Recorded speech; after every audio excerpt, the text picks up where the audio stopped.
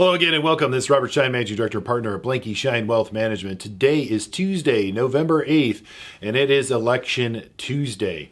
Moment we've all been waiting for because specifically the markets are going to have certainty.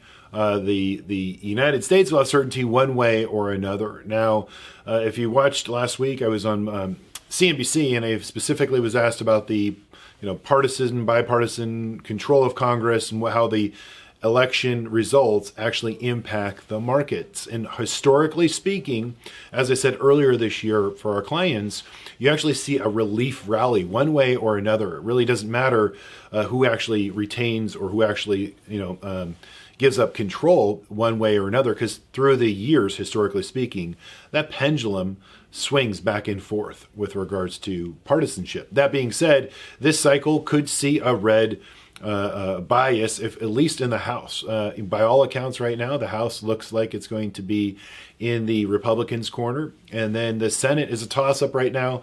And we believe, historically speaking, we won't see the outcome to the Senate for maybe weeks, maybe even a month or so, once all the votes are essentially counted. So whether it goes Republican, whether it goes Democrat, time will tell. And markets will basically just say, hey, wait a minute. We've got one on one side, one potentially on the other side. That is a toss-up. That is gridlock. And we shall see a gridlock rally. In fact, again, historically speaking, markets do tend to rally as a result because of gridlock. Now, why is gridlock good when you have lame duck Congress, if you will? Well, essentially, you actually see a post, since going back to 1933, a post rally of about 15% on average, just because of that relief. But I'm going to show you this chart right now from Strategis, and we're going to put it on the screen right now, and I'm going to walk you through it. It's the election chart book that basically shows about the average annual return performance of the S&P 500 from 1933 through 2021, and it will exclude 2001 to the 2002 because that was 9/11 in there. So that will the data isn't 100%. That being said, if you look at the partisan control, let's say the two likely outcomes of this midterm elections are going to give you pretty favorable returns of the S&P 500 on an annual average rate of return. So if we have a Democrat Senate and a Republican House and a Democrat in the White House, which is a potential outcome today, you're looking at a 13.6% on the S&P 500 average annual outcome post that election, or even about a 13% if it's a Republican-controlled Congress and a Democrat-controlled in the president in the White House is what we potentially could see. But all of that is more favorable in terms of the historical outcomes.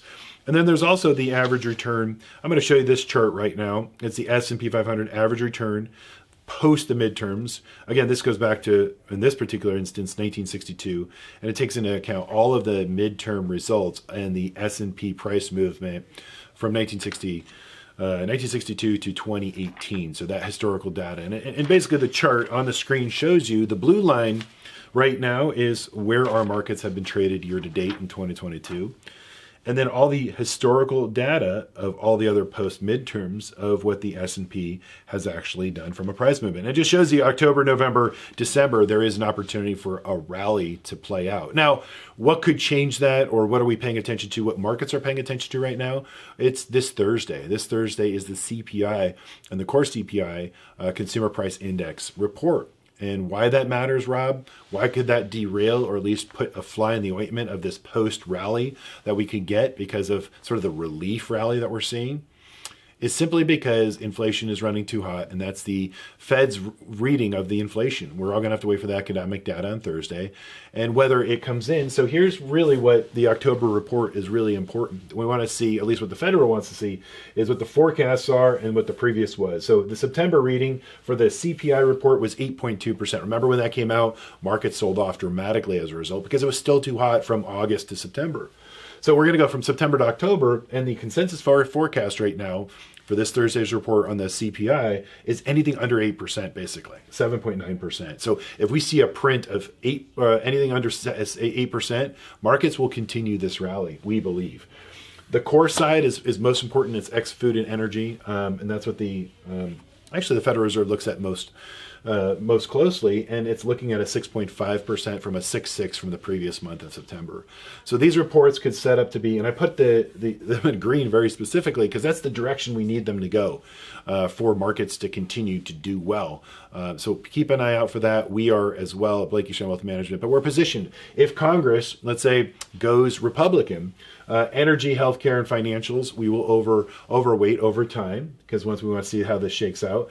But what really that says is that there's not going to be new taxes moving forward, or potentially not. Now, there could be gridlock and there could be some fights over the budget, and that could be a potential concern on the future next year, but there's also going to be less regulation. So that sets up a little bit nicely for some specific companies, sectors, so on and so forth. And it doesn't matter if it's red or blue, our clients are looking for green, and that's our job, is to sort through all of this election information, see how it relates to the markets, and also see what the economic data sets up to be. So there's a lot of information, a lot of stuff out there today.